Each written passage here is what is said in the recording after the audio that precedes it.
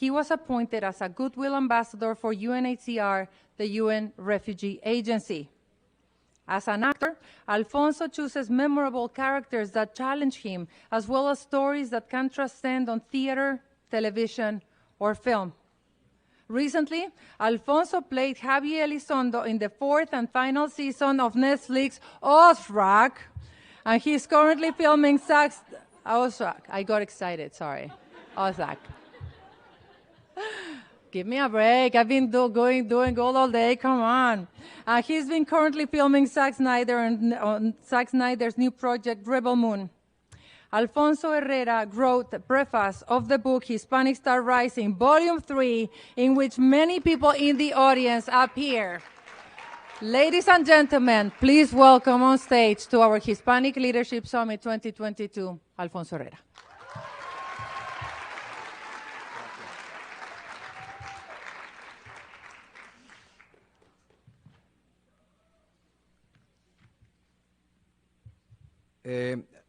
I heard on the previous panel, someone ask, how many speak Spanish? Amazing. We're going to have a blast here. Because we've heard numbers, we've heard percentages, and probably you are, I think we need to go to the root of why we are Latinos and why we are so in love about who we are, about our roots. So, I'll start. I'll be brief, don't worry. Seré breve. We Latinos do not identify ourselves only by sharing a language, a past, or a geographic region. Here, for example, we are all Latinos, or at least most of us have a tiny link to this beautiful feeling called Latinidad. Even those here born in the US, being second, third generation, or even if they don't speak Spanish but speak English or Portuguese, it doesn't matter. What makes us Latinos then?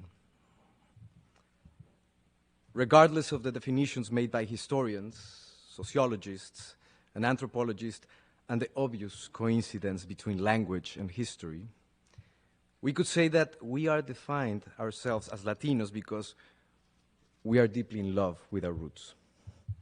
Because when we speak of our land, we refer to it with a devotion similar to our first love. Before the painful broken heart, of course. We love our food. We love our music. We love the warmth of our people.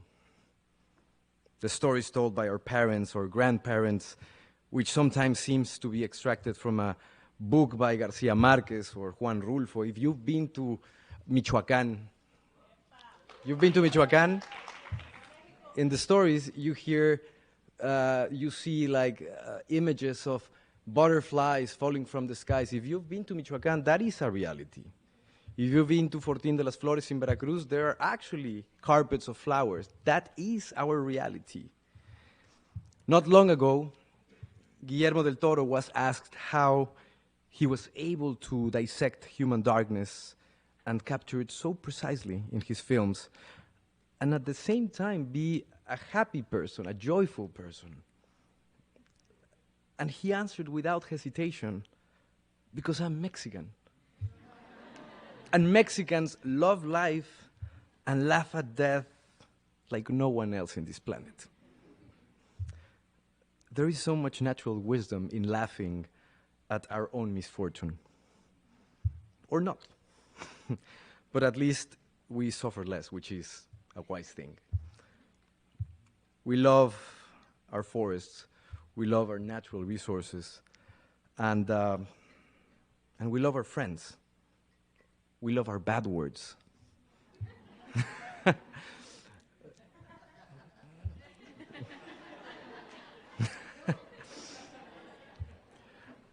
High caliber urban poetry, I would say. We are Latinos because regardless of our country of origin, we identify as people who work, who do not know how to give up, who support each other, who excel their roots, and who understand that by embracing hard work and sacrifice, you can also be happy. And this takes me to a story, a personal story that occurred to me a long time ago. I remember perfectly when I was 9 years old. It was 1993. I lived in Guadalajara with my brother and my mother, Rutilia, also known as Ruth, para los cuates. She was a single mother who had to deal with one of the worst economic crises in Mexican history. She almost lost everything. And we were left only with the apartment that we lived in. Despite all that pressure and uncertainty, Ruth looked into my eyes and told me, Alfonso, don't worry, we're going to make it. No te preocupes, todo va a estar bien. You know Poncho? Poncho is a nickname of Alfonso in Mexico. There are two things in this life that can open all the doors in the world. It's almost like a magic key. Imagine, I was 9 years old and she was telling me about a magic key that could solve all the problems. And she asked me, do you want to know what that is? I answered with the naivete of a child, of course, Mom. Of course I would love to know. Thinking that that was going to solve the enormous problems we were in. She looked straight me in the eyes and she said, respect and hard work. Nunca lo olvidé. We worked hard without hurting others while respecting our community. Unfortunately, we made it through. As I have already mentioned, we love being Latinos, and inevitably, like our first love, as I already said, we are heartbroken and hurt by disloyalty of some politicians, corruption, injustice, and inequality.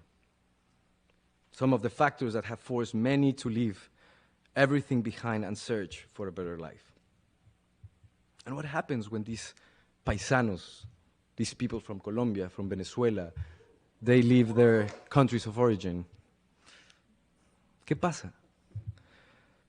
Desde un punto de vista muy ignorante, from an ignorant point of view, the refugee, the displaced, or the migrant becomes a problem when they arrive in a new country.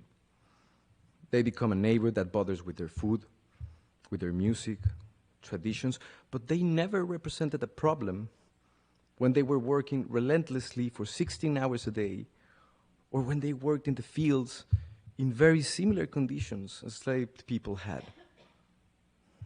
Thousands of Latinos have been opening spaces in this country in favor for this community. Doctors, legislators, scientists, athletes, chefs, cooks, farmers, soldiers, musicians, actors. The list is endless. What we must highlight is that we need to step away from ignorance. We need to step away from fear, from ignorance, because in a certain way we've been hurt as a community because of that ignorance. Today, more than ever, Latinos, especially those of us who have a voice in the United States, must speak up, must speak loud, y de manera inteligente, in honor of those who paved the way for us to be here. Aprovechando el Mundial.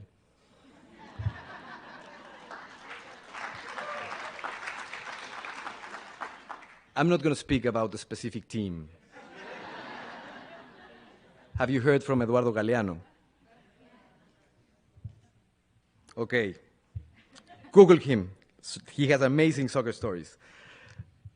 Apart, he's a great writer and journalist. Eduardo Galeano said, and this is just to wrap it up, in the history of mankind, every act of destruction finds later in an act of creation.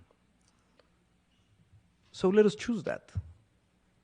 Let's choose be creators in times when destruction is a constant threat. Thank you very much. Gracias.